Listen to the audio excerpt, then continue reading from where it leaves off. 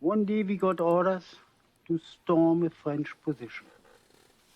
We got in, and my comrades fell right and left of me. But then I was confronted by a French corporal, he with his bayonet at the ready, and I with my bayonet at the ready. For a moment, I felt the fear of death.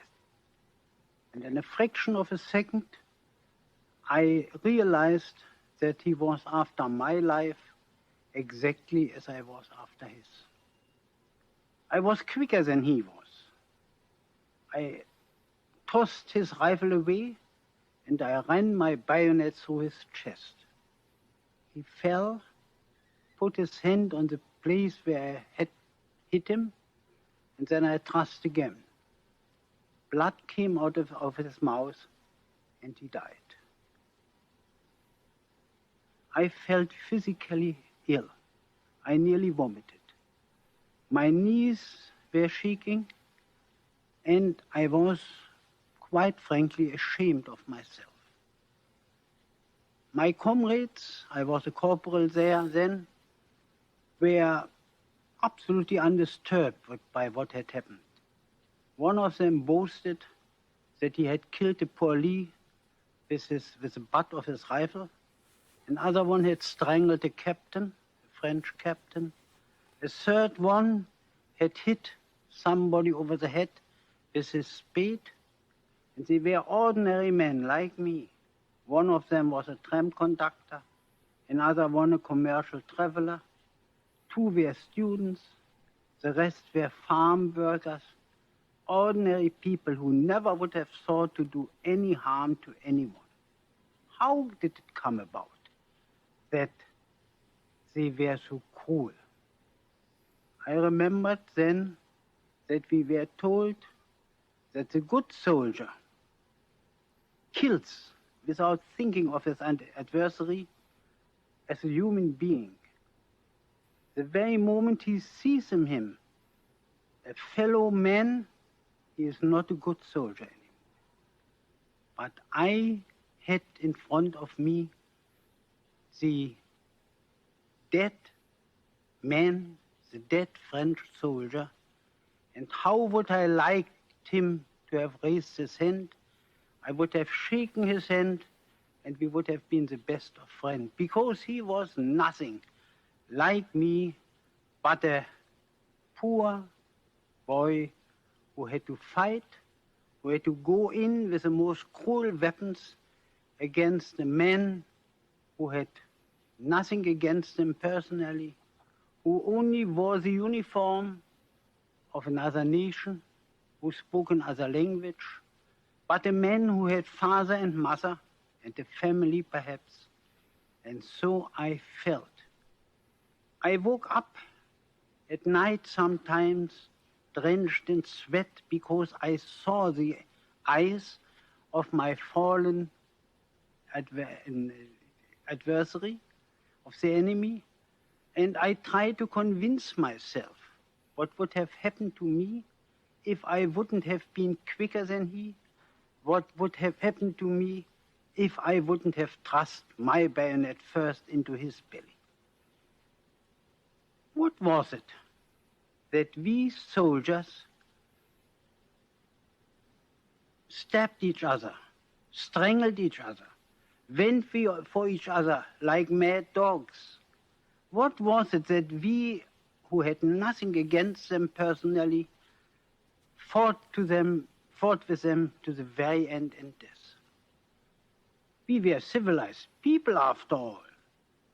But I felt that the culture we boasted so much about is only a very thin lacquer which chips off the very moment we come in contact with cruel things like real war.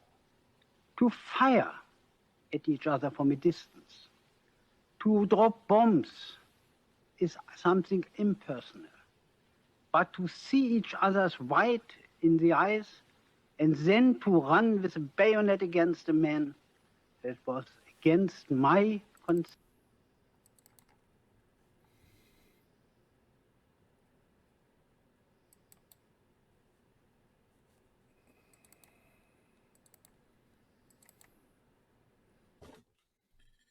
Okay, so I wanted to bring that up just because when people talk about this idea of civil war, you don't want that here. You really do not want that here.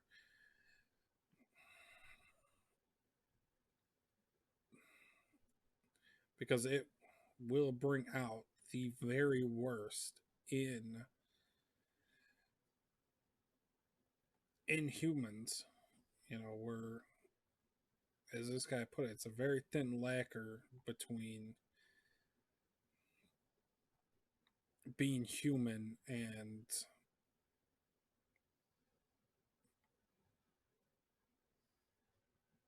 being, committing terrible acts. You look at anywhere where these, war torn areas, and it's horrible there. You do not want that here. So when I see all this stuff that's going on, and people that actually know, like under this guy understood the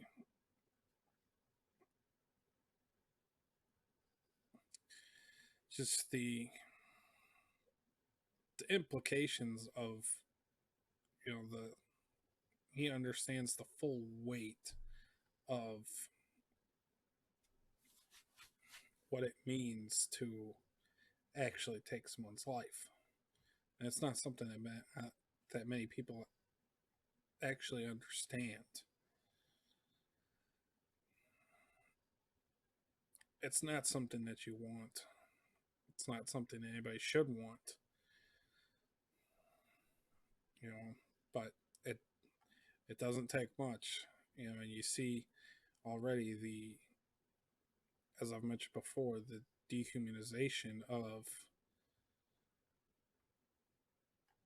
people on both sides. But it's you know it's coming a lot more from the left than anything else. So whatever happens, I think that's just. I would hope that people will wake up to this reality, but it doesn't seem likely.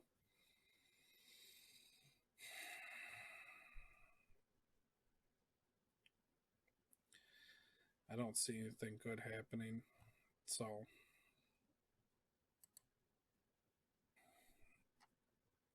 those who did not understand history are doomed to repeat it. So first, I wanted to talk about this whole thing canceling Dr. Seuss and Aunt Jemima and all this stuff. You know, it's ridiculous because they cancel Dr. Seuss and saying that Dr. Seuss is racist and that Aunt Jemima. People need to be aware of the story behind Aunt Jemima, and I'm sure it's similar stories to a lot of these different, like Uncle Ben's rice. That guy, he was a legit chef. He was a real chef. Aunt Jemima, the story goes, is that she was born a slave, became free, moved to Chicago, and started a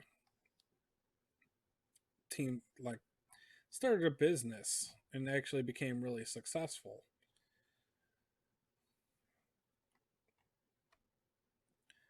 But, they cancel things like that, but then, and you can't buy that stuff on eBay, Dr. Seuss and all of that stuff. But you can still buy Mein Kampf on eBay.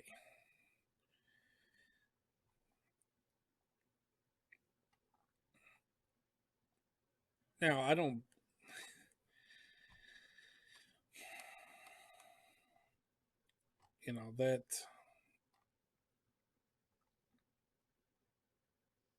that honestly is, no, I get it. It's part of history, but it's it's actually disgusting that that would be there, but Dr. Seuss isn't. That doesn't make it really doesn't make sense, but it does make sense in the terms that you think of when it's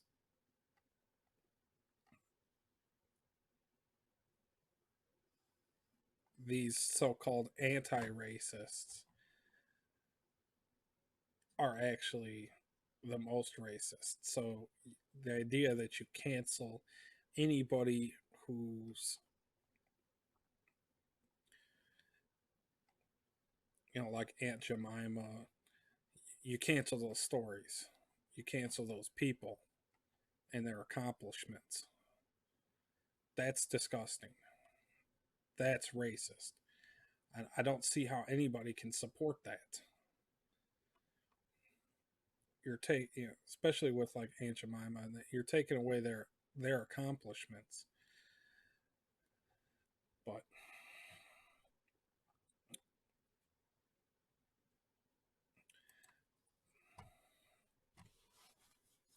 you know,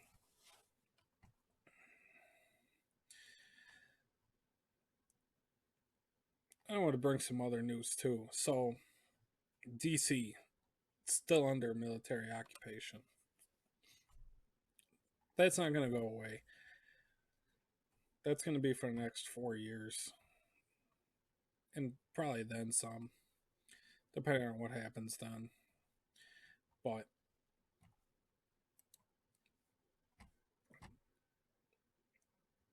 another thing that I wanted to bring up,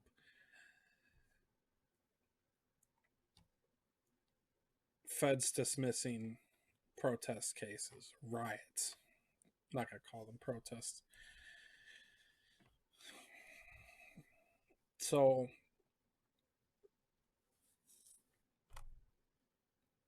if you're a Trump supporter, you're a second class citizen at this point, because obviously it's becoming more and more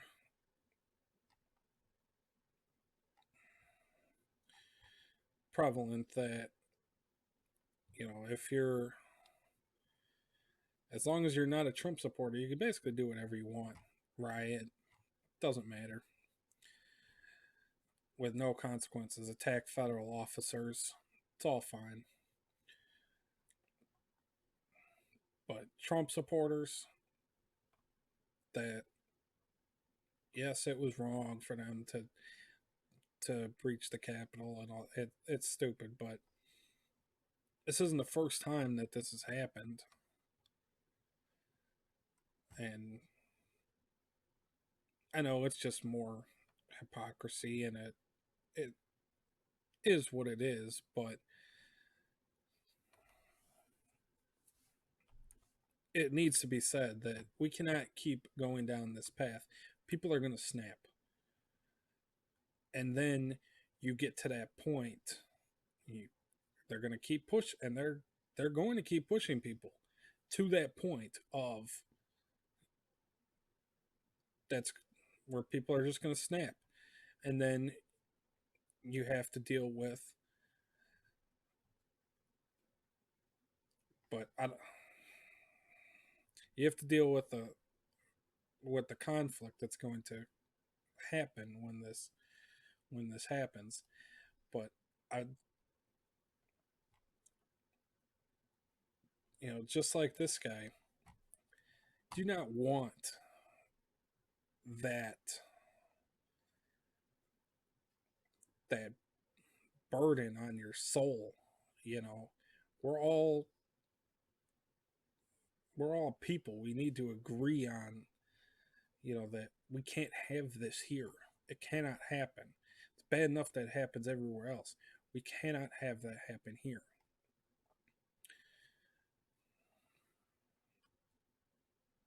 You know, but I fear that it's too late. That people aren't going to pay attention, and this will be the reality.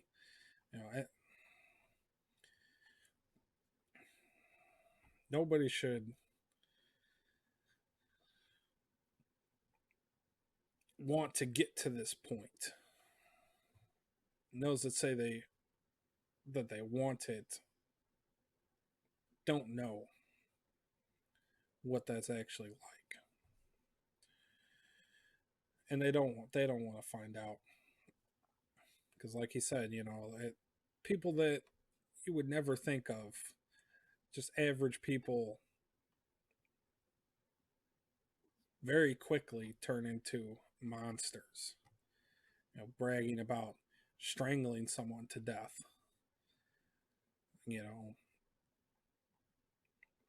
It's disgusting, but that's what I think that we're turning into, and it needs to stop.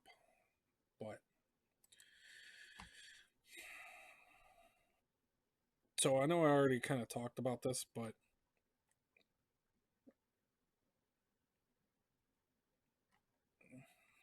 they're pushing this.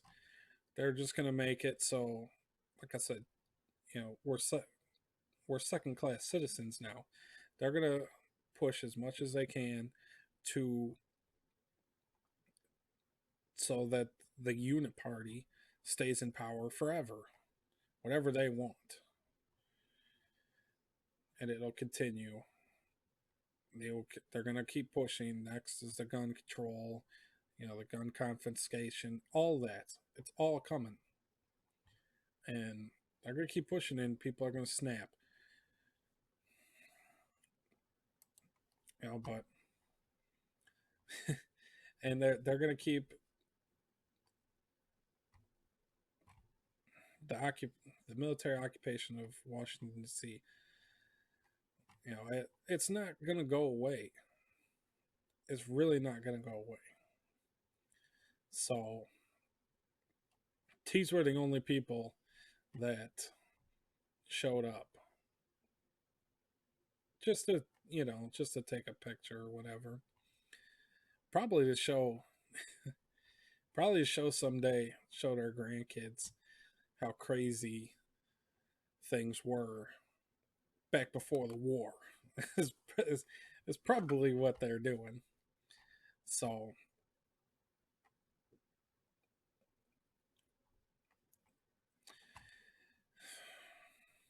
yeah. But another thing, I think I touched on this too, but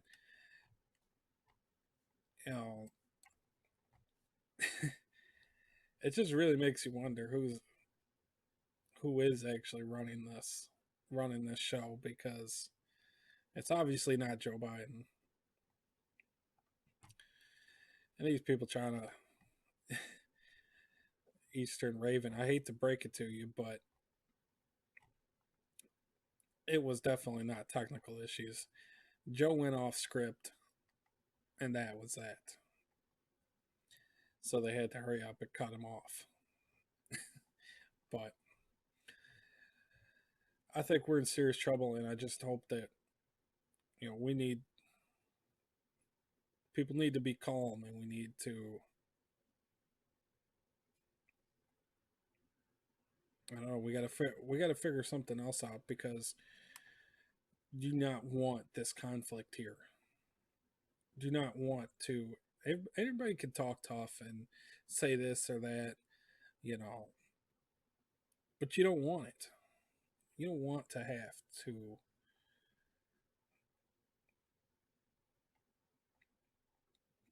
be put in that position. You just don't want it. But yeah, I'm gonna leave it there.